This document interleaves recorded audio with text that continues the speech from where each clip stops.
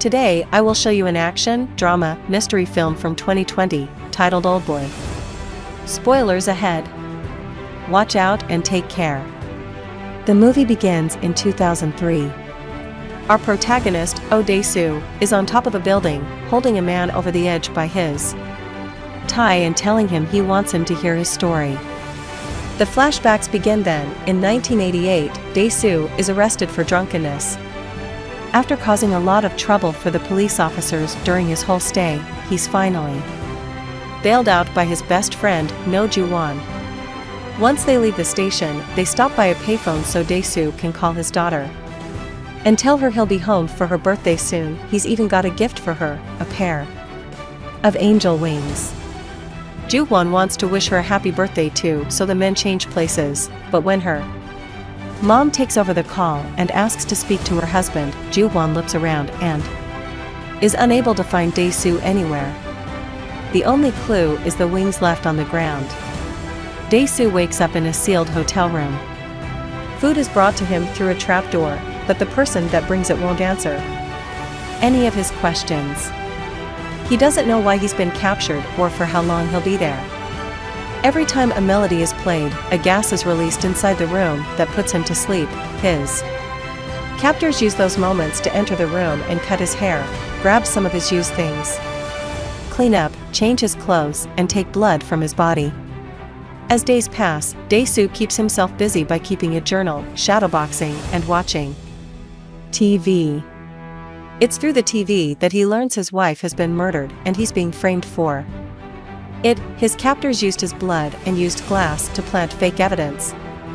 The despair he feels from hearing the news makes him hallucinate that ants are coming out of his body. It also causes him to attempt to kill himself, but his captors save him from death.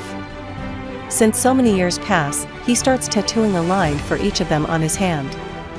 One day, his dinner comes with an extra chopstick, so Dae-Su decides to keep one and starts using it to dig a hole in the wall. By the time he makes enough progress to have a chance to escape, 15 years have passed since the day he was caught. However, he never gets to use his hole because he is put to sleep by the gas again, and this time, a woman enters the room and hypnotizes him before he's sent away in a suitcase. He wakes up hours later and jumps out of the suitcase to find himself wearing a fancy new suit and even a nice watch. His notebooks have been put in the suitcase as well. His captors have left him on top of a building where there's another man thinking of jumping off the roof with his dog. Dae-Su is so shocked to see another human being again that he comes closer to touch him and smell him as the man tells him that even though he's no better than a beast, doesn't he have the right to live? Repeats the question as the man tries to jump, but he's saved when Dae-Su grabs his tie, bringing us back to the beginning of the movie. After he tells the man the story of his confinement, Dae-Su leaves the roof before the man can tell him his own story in return. He rides the elevator together with a woman, which makes him stick his body to a corner so he doesn't do anything inappropriate, although he does steal her sunglasses. As he leaves the building, we see the body of the man from the roof fall on a nearby car. Thinking he can't call any friends or relatives because he's technically a fugitive, Dae-Su comes across a group of thugs and steals a cigarette from them. This angers the boys, causing them to start a fight that Dae-Su uses as a chance to test his training. He easily beats them all.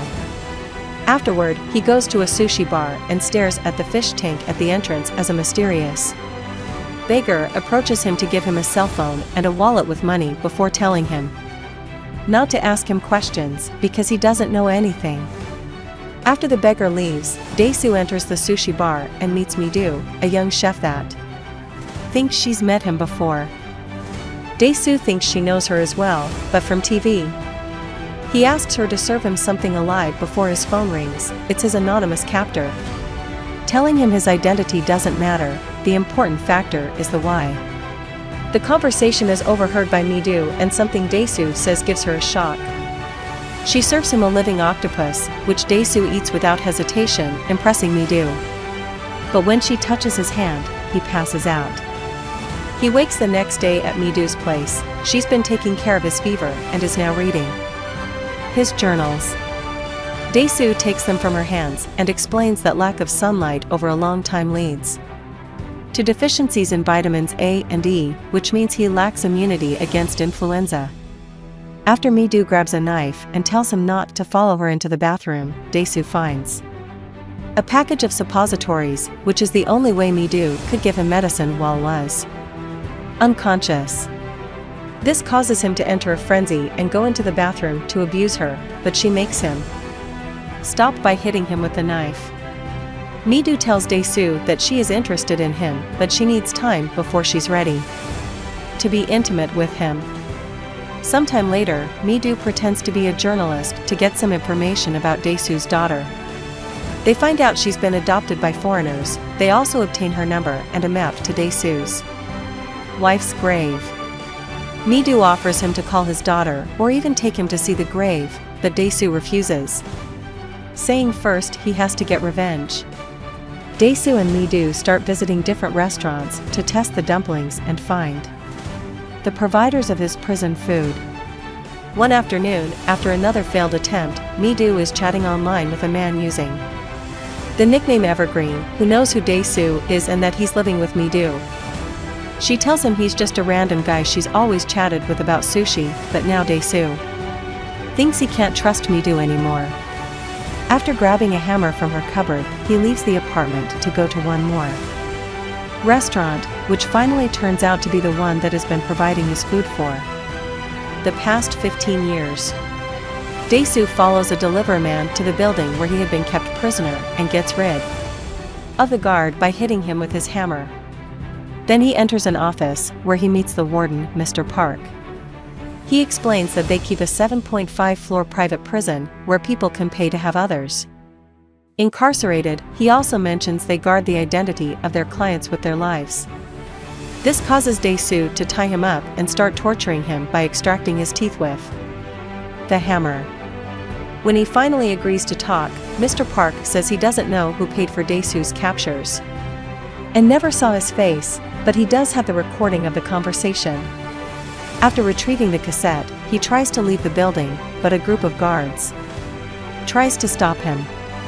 He fights all of them at the same time, and while they do manage to throw him on the floor a couple of times and even stab him, Dae-Su doesn't give up and stands up again, successfully beating all of them by the time he makes it to the end of the hallway.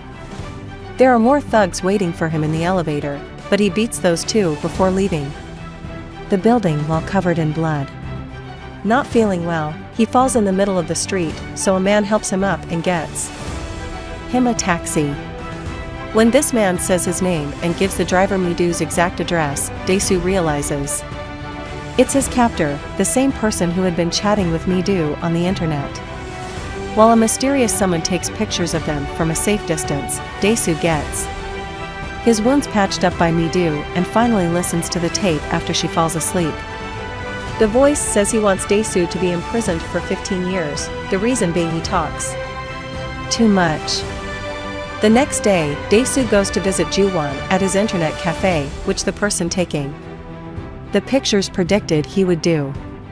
After the friends hug, Dae-Su plays the recording for Ju-won and asks him if he recognizes the voice or knows who can hate him so much, but Ju-won has no idea. Next, Dae-Su uses one of the cafe computers to log in using Mi-doo's account, and Ju-won searches for the user Evergreen, who suddenly sends him a friend request that they accept. His message says the statute of limitations has expired for Dae-Su. This makes Dae-Su think again that he can't trust Mi-doo, so he returns to her place and ties her up to make her confess. He's suddenly interrupted by a call from Ju-won, who has tracked the user Evergreen and found his address. Dae-Su is shocked to hear is across the street. He enters an empty apartment and finally meets his captor, a wealthy man named Lee Woo-jin, who is there with his bodyguard, Mr. Han. Woo-jin tells Dae-Su that now he knows the who, he must find out the why. He gives him 5 days to do so. If Dae-Su discovers his motives, Woo-jin will kill himself instead of Mi-doo. Furious, Dae-Su runs to hit him, but Mr. Han stops him. Woo-jin also teases him, saying This way, he'll never find out the why, which has been haunting him for years. Dae-Su considers giving Woojin the teeth torture, but Woojin shows him his chest scar and tells him he has a pacemaker, so torture would kill him pretty quickly. He also says he asked the doctor to give him a special remote control that allows him to turn off the pacemaker whenever he wants and shows the control to Dae-Su, who understands. He can't anything to him if he wants to know the truth because Woojin can kill himself first. Dae-Su rushes back to the apartment after Woojin points out he's left Mi-do alone for too long and finds her captured by Mr. Park and his thugs. They grab Dae-Su and are about to pull the teeth torture on him as revenge, but they're interrupted by a call from Woojin and the appearance of Mr. Han, who is carrying a suitcase full of money. Mr. Park accepts the money in exchange for not hurting Dae-Su, although he does hit him once before leaving. Dae-Su is angry and wants to cut Mr. Park's hand for touching Mi-do, but they ignore him when he asks them to fight him. Now that he can trust her again, Dae-Su makes Mi-do pack her things and quit her job so they can run away. Woojin learns this information and sends people to follow them. The couple makes it to a hotel and makes love for the first time, falling asleep after they're done. Suddenly, the room is filled with gas and Woojin shows up, touching Mi-do inappropriately, while Mr. Han leaves a purple box on the table. The next morning, Dae-Su and Mi-do open the box and are shocked to find Mr. Park's hand inside. This is an obvious reference to the threat Dae-Su had made and makes him realize Woojin has planted a bug on them, so they go to an electronics shop to get the bugs removed. Afterward, they go to Ju-won's cafe, where Mi-do searches for businesses called Evergreen and gets a reaction from the men when she mentions Evergreen Old Boys, that's the school Dae-Su and Ju-won went to. When Daeun and Mi-do pay the school a visit and check yearbooks, they find two things. First, a purple envelope with a flyer belonging to a hair salon. And second, Woojin went to that school as well together with his sister, Sua, who died when she fell in the river. Dae-Su calls Ju-won to ask him if he remembered the Lee siblings, and Ju-won tells Sua was a tart that would sleep with everyone. This is heard by Woojin, who has been in the cafe all this time to spy on them, and makes him furious, causing him to reveal himself to Ju-won to beat him to death. Then he picks up the call and tells Dae-Su his sister wasn't a tart and that he's killed Ju-won. Dae-Su promises to kill him for it. The next day, Dae-Su visits Mr. Park at the prison building. Mi-do is shocked to see the tiny room he had to live in for 15 years, and Mr. Park is happy to have his ring returned to him. This makes him accept to work with Dae-Su, since an enemy of his enemy is his friend. After leaving Mi-do locked in there for her own safety and asking Mr. Park to let her go after the fifth, Dae-Su goes to the hair salon from the flyer. There, the hairdresser tells him it's very unlikely that Sua committed suicide because of some rumors. It had to be a different reason, like pregnancy. She also thinks Sua wasn't a tart and that she actually was seeing somebody, but she doesn't know whom. When she calls her daughter to ask her, she's told that Dae-Su should be the one to know the answer. Dae-Su decides to return to his old school as memories finally start coming back. On his last day before transferring, he had followed Sua to a classroom and spied on her while she met with Woojin. First, he took some pictures of her, then they started having intimacy right there in the school. Dae-Su ran away as soon as he was seen by Sua, but he still told Ju-won about what he saw before leaving, and Ju-won told the rest of the school. These rumors are what caused Sua to kill herself and the reason why Woojin wants revenge. He's given Dae-Su time until July 5th to find this out because that's the date of Sua's death.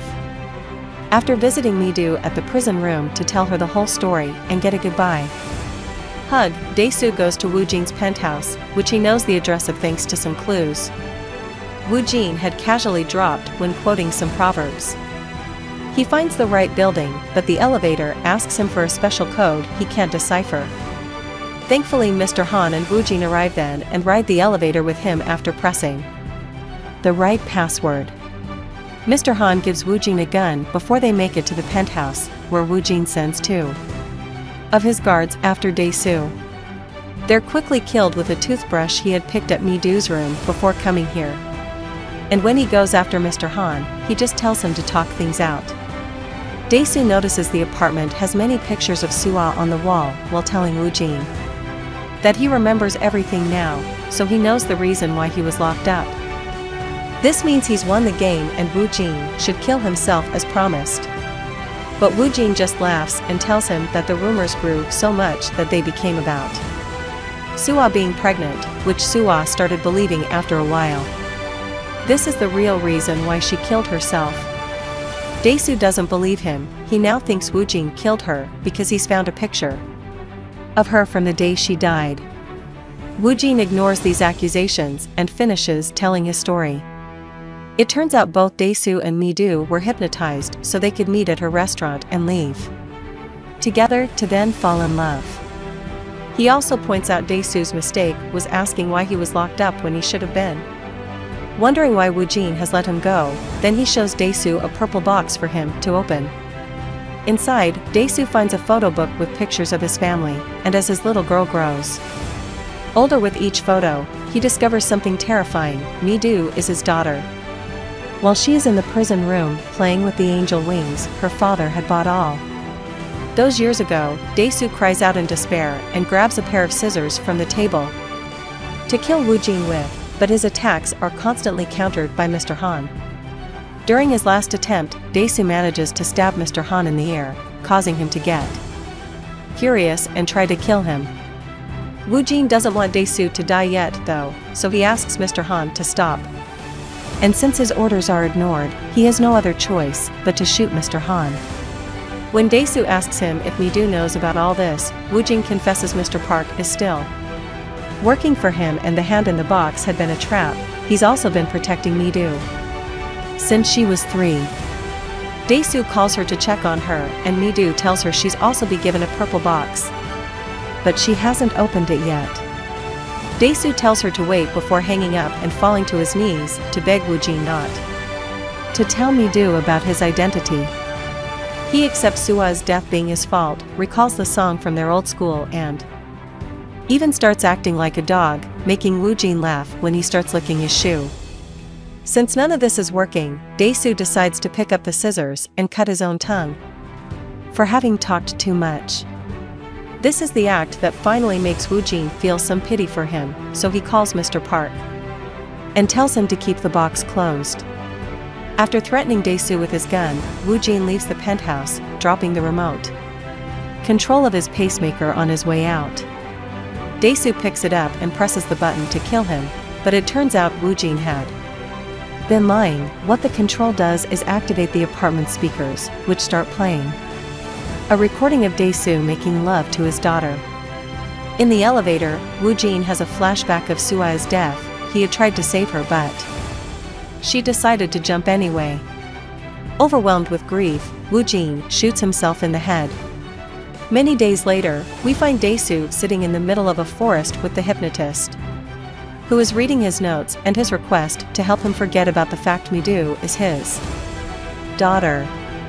The woman says she has no reason to help him, but there's a line that has convinced her to do it. It's the question the man on the rooftop had asked Dae-Su, even though I am no better than a beast, don't I have the right to live? After going through the hypnosis process, Dae-Su wakes up lying on the snow and is found by Mi-doo shortly afterward. When she asks him why he is out here, he looks behind him but doesn't find the hypnotist, leaving it up to the audience to decide if she had been real or not. The movie ends with the couple hugging and Dae-Su smiling when Mi-doo tells him she loves him.